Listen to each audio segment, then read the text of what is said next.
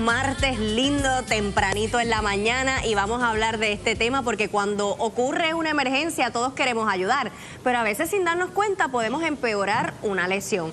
Hoy vamos a aprender qué hacer, qué no hacer y cómo ayudar correctamente mientras llega el personal de emergencia. Benjamín Nieves nos acompaña. Benjamín, buenos días. Benjamín, ¿cómo están las cosas, brother? ¿Todo bien? Gracias al Señor. Oye, como bien dice mi compañera, cuando uno ve a alguien que tiene algún problema, uno lo que quiere es ayudar inmediatamente. Y lo primero que uno hace es tratar de agarrar a la persona y levantarlo. ¿Eso es lo correcto? ¿O simplemente yo creo que es uno de los peores errores? Mira, todo depende del tipo de situación en la que tú te estás viendo.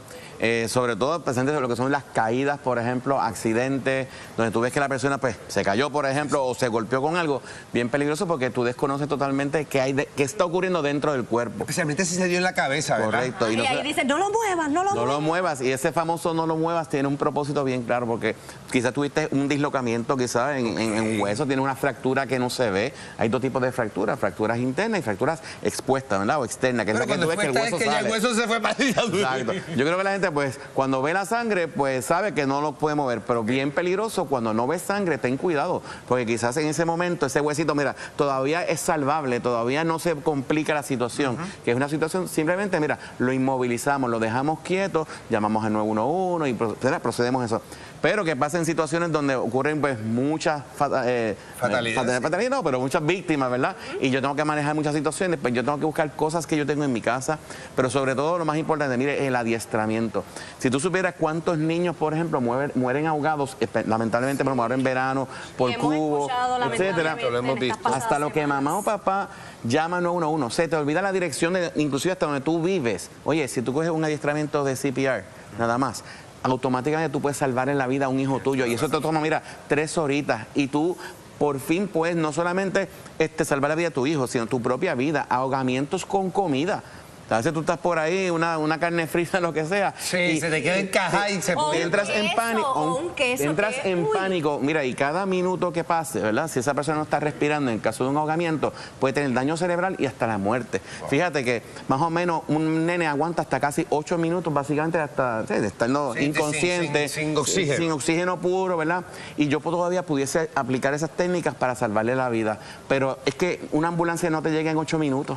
El tiempo es oro. La respuesta es tuya, la respuesta es tuya. Así que tú tienes que, primero que nada, cuando tú tienes adiestramiento y tú te capacitas, ese miedo, ese pánico se te quita. Es cierto. Tú sabes que cuando pasa la emergencia tú como que te congelas, pero cuando tienes adiestramiento tú sabes lo que tienes que hacer. Estás tranquilo, estás en calma. Benjamín, si encuentro una persona que está consciente, ¿yo le puedo preguntar si le puedo brindar ayuda? Sí, tú le consultas a la persona, mira, te puedo brindar ayuda. A veces le puedes preguntar si tiene el tipo de condición que tú no conoces. Quizás una operación, un reemplazo de cadera, un reemplazo de rodilla.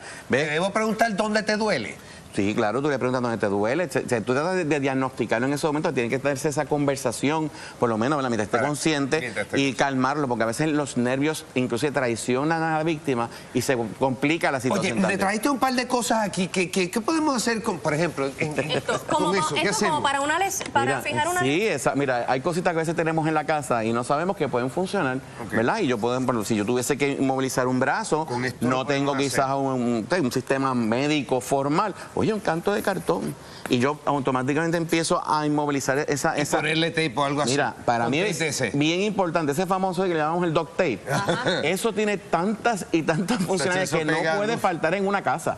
Eso yo puedo inmovilizar a una persona, yo puedo amarrar, inclusive hacer un tipo de... Un torniquete, puedo hacer... para eso traje la correa. Oye, la correa también, esto pasa un torniquete y no tiene precio. Exacto, pero el importante, tengan que tener cuidado también con los torniquetes, porque la gente piensa que porque tengo una cortadura, ponle un torniquete. Miren, no, los torniquetes solamente se utilizan si hay un desmembramiento. Exacto, si se cortó la pierna para afuera, un pedazo, pan. Exacto, un pedazo básicamente, o si tienes entonces un sangrado activo, que tú ves que ese chorro está ahí, pues entonces pues yo tengo que hacer ese torniquete en la parte superior, ¿verdad? Dependiendo de donde esté la situación, y obviamente tener mucho cuidado porque también si es solamente un sangrado que no es activo, lo que pudiese yo estar haciendo con el torniquete es básicamente dejar que ese miembro se dañe o se... Sí, le dé cangrena. Le dé una cangrena, eso lo complicaste. Simplemente, mira, en la medida que yo pueda, si no es algo bien activo, cojo una toalla, camisa y hago presión duro. Y ahí es que yo aprieto. Ahí tengo más posibilidad de salvarle la vida a esa persona. ¿Dónde te podemos conseguir para más información? Pues mira, adiestramientos, planes de emergencia, eso es en ISP con nosotros, 787-786-9241, o nos buscas en las redes, ISP-PR. Oye, y tengo un seminario de terremoto el 1 de agosto en la iglesia Discípulos de Cristo